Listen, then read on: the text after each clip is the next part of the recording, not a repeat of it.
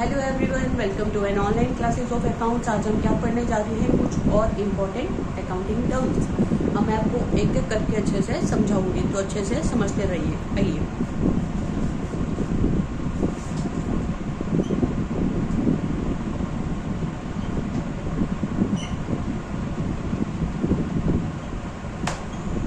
देखिए हम सबसे पहले जो है एंट्री करने जाते हैं। Okay, entry.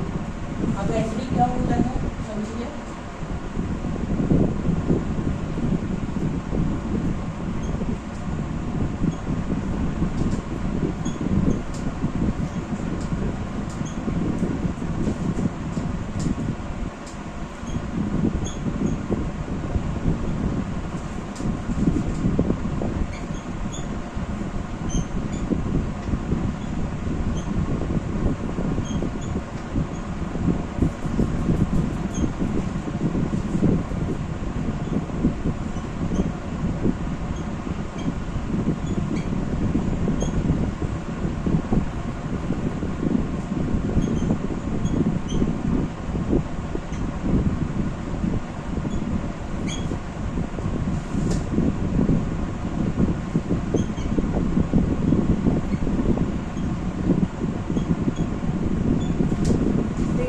आपके पापा बिजनेस करते होंगे, है ना बच्चों, बिजनेस करते होंगे, और वो जो उनकी डेली ट्रांजैक्शन होती है वो कैसे अपने पास संभाल के रखते होंगे, वो अकाउंट बनाते होंगे। देखिए मैं आपको बताती हूँ।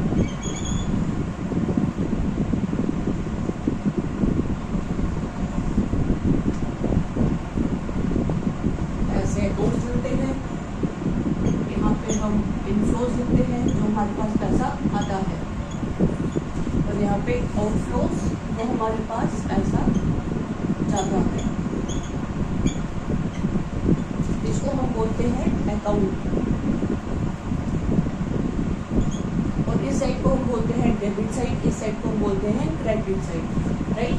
व्हेन ट्रांजैक्शन और इवेंट्स, मतलब कि जैसे जैसे बिजनेस में धीरे धीरे ट्रांजैक्शन होती रहेगी, एक दिन में 10 ट्रांजैक्शन भी हो सकती है, एक दिन में 100 ट्रांजैक्शन भी होती है, तो वो आपके पापा या उनके जैसे जितने भी बिजनेसमैन हैं वो हमारे ऐसे मेंटेन करते हैं, तो इसको हम बोलते हैं अकाउंट्स। और जो जो ट्रांजैक्शंस और जो जो इवेंट्स हम रिकॉर्ड करते हैं अपने बुक्स ऑफ अकाउंट्स में, उसको हम बोलेंगे एंट्री। ओके, आइए नेक्स्ट करते हैं।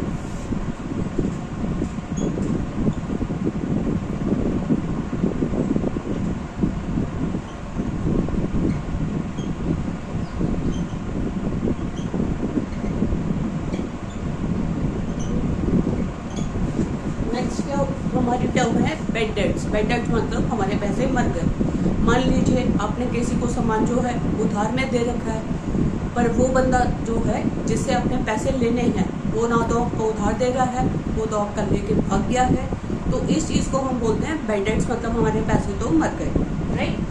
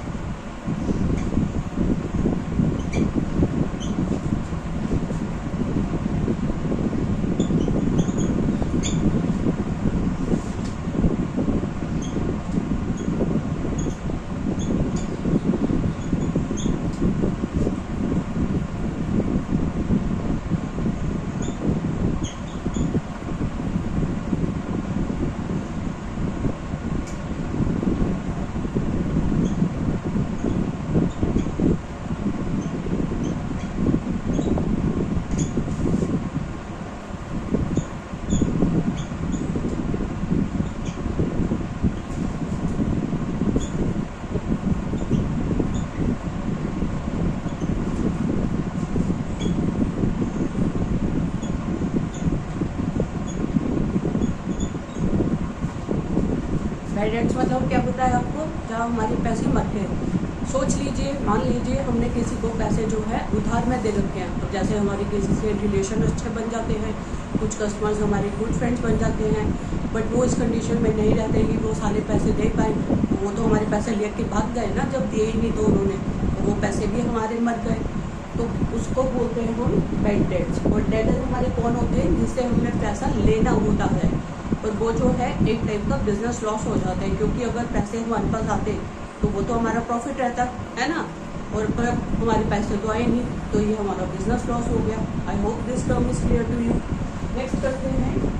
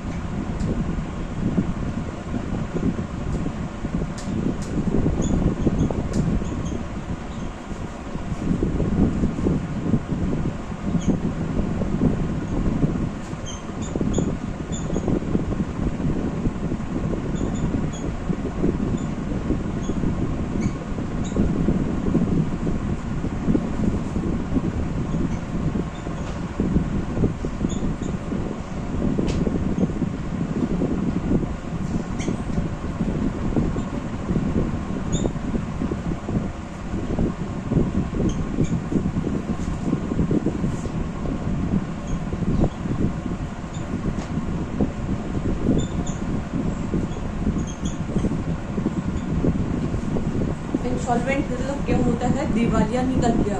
मतलब कि जब कोई पर्सन है, जब उसके पास कुछ है ही नहीं, उसका सारा बिक आ गया, सामान सब कुछ उसका बिक गया, तो उसके पास तो कुछ नहीं है ना आपको देने को। अगर उसने कुछ उधार भी दे रखा है या किसी को उसने पैसे देने हैं, तो उसके पास तो कुछ बचा ही नहीं, क्या देगा वो, उसका तो दिवाला निकल गया वैसे। तो उसको हम बोलते हैं इंसॉल्वेंट, जब पर्सन या एंटरप्राइज जो है इस पोजीशन में नहीं है कि वो जो है अपने उधार चुकता पाए, है ना, तो इसको हम बोलते हैं इंसॉल्वेंट। और सेकंड थिंग, इसको हम बैंकरप्ट बोल देते हैं कि अब इसके पास कुछ नहीं रहा और ये कहीं से पैसे नहीं दे पाएगा। ओके, चलिए नेक्स्ट हम करते हैं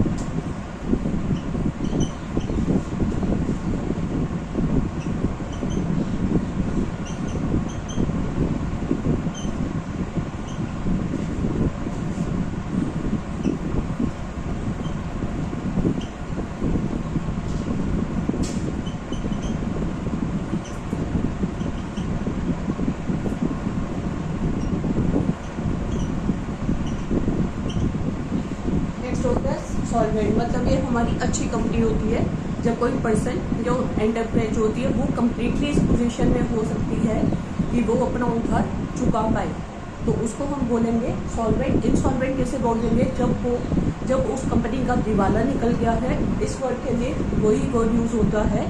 इस इंसॉल्वेंट वर्ड को समझने के लिए आपको बोलना होता है दिवाला निकल गया है, बैंकरप्ट हो गई है, अब उसके पास कोई पैसे वैसे नहीं पड़े, जिसको जो दे रहा था उसने, उसके पास कोई हिम्मत नहीं थी देने की, तो उसको पैसे हमारे जो है पर्सन और एंटरप्राइज जो है वो इस पोजीशन में ही नहीं है कि वो जो है अपने डेट्स उतार सके, कोई भी अपना उधार जो है वो चुका सके, ठीक है, क्योंकि वो बैंकरप्ट हो गई है, उसके पास पैसे ही नहीं रहे हैं, कहाँ से उतारेगा। तो इसको हम बोलते हैं इंसॉल्वेंट, जिसका दिवाला निकल गया है, बैंकरप्ट हो गई है। और ये कंपनी सॉलिड होती है, ये अपनी पूरी तरह से अपने डेट्स को उतार सकती है, ठीक है। इसको हम डेट नहीं, इसको हम डेट्स बोलेंगे। लास्ट टर्म आपको करवा दी हूँ मैं।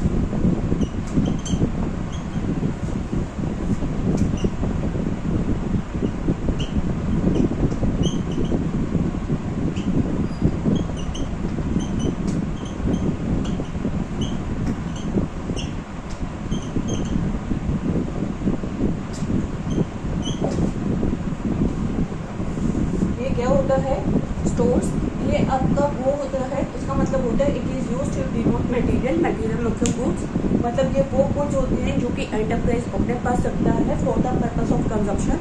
जैसे मान लीजिए हमारा मोबाइल्स का शोरूम है, हम मोबाइल अपना यूज़ कर रहे हैं, वो अपने यूज़ के लिए रख रहे हैं ना, कि हमें जिसके भी कॉन्टैक्ट नंबर्स ऐड करने हैं हम उसे ऐड कर सकें, जिसको भी सेव करना है हम उसे सेव कर सकें, राइट। तो और ये जो है ये आपका बेचने के लिए नहीं है, is not meant for sale, ये आपके बेचने के लिए नहीं है, ये आपके पास एंटरप्राइज ने खुद अपने लिए रखा हुआ है जिसको वो अपने कंज्यूम कर सके, यूज़ कर सके, राइट। चलिए एक बार दोबारा रिवाइज कर लेते हैं सारी टर्म्स को। एंट्री मतलब क्या होता है, जब जैसे हम जो सामान बेचेंगे हमारी वो सारी एंट्रीज होंगी, हम एक एक ट्रांजैक्शन और एक एक इवेंट्स को रिकॉर्ड करेंगे अपने बुक्स ऑफ अकाउंट्स में, हमें क्या होगा पर्टिकुलर ट्रांजैक्शन से, राइट, उसको हम बोलेंगे एंट्री। नेक्स्ट होता है बैड डेट्स, मैंने आपको बताया था बैड डेट्स मतलब पैसे मर जाना। जब हमने किसी को सामान बेचा उधार में सामान बेचा, बट उस बंदे ने हमारे पैसे वापस नहीं करे, तो वो हमारे पैसे क्या हो गए, हमारे पैसे मर गए, ठीक है। ये देखिए, it is the amount that has become irrecoverable from a debtor, debtor मतलब जिससे पैसे हमें लेने हैं, और ये हमारा एक तरह का बिजनेस लॉस हो गया है, ठीक। इंसॉल्वेंट मतलब कि पर्सन या एंटरप्राइज जिसकी जो है दिवालिया निकल गया है, जिसको जो देना था किसी को वो इस पोजीशन में ही नहीं है कि वो दे पाए। When a person or an enterprise is not in a position to pay its debts, मतलब कि वो इस पोजीशन में नहीं है कि वो अपने डेब्ट्स जो है उधार जो है वो उसे चुका पाए, उसको हम बोलेंगे इंसॉल्वेंट। नेक्स्ट आता है सॉल्वेंट। सॉल्वेंट मतलब होता है कि पर्सन और एंटरप्राइज जो है वो फुली इस पोजीशन में है कि वो अपने उधार को जो है दे पाए। नेक्स्ट आता है स्टोर्स, मतलब कि ये वो गुड्स होते हैं जो एंटरप्राइज अपने पास रखती है अपने यूज़ के लिए, और उसको वो जो है बेचते नहीं है, and is not meant for sale.